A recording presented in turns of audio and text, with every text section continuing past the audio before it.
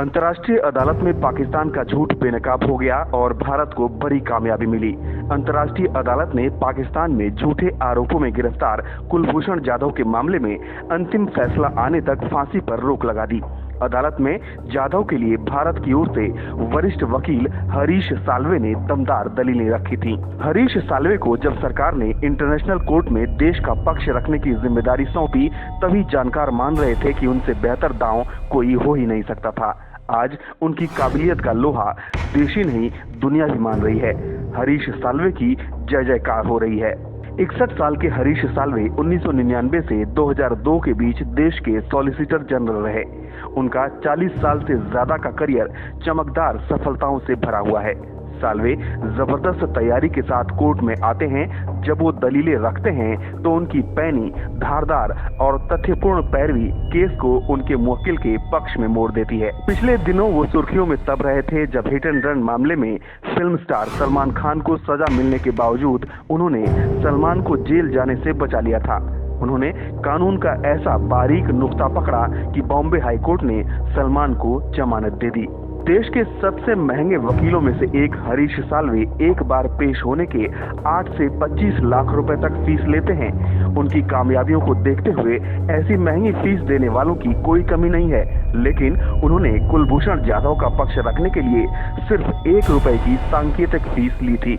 ये बात विदेश मंत्री सुषमा स्वराज ने खुद ट्वीट करके बताई।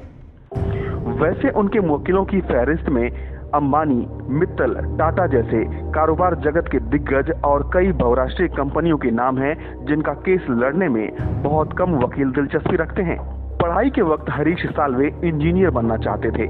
पिता चार्टर्ड अकाउंटेंट थे, इसलिए उन्होंने भी सीए की पढ़ाई की।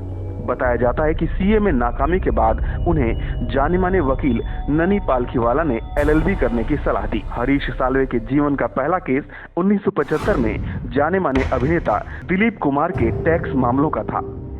1992 में दिल्ली हाईकोर्ट ने साल्वे को वरिष्ठ वकील का दर्जा दिया।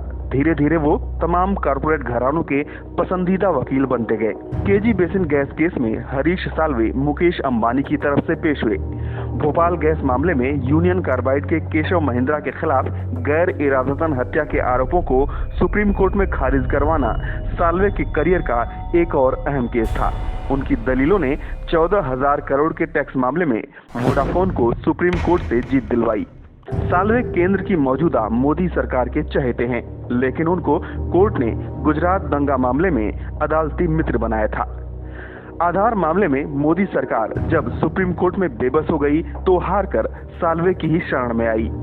हरीश साल्वे की शख्सियत का एक पहलू ये भी है कि वो तमाम विषयों पर किताबें पढ़ते हैं, कला के शौकीन हैं और पियानो बजाने में उस्ताद हैं।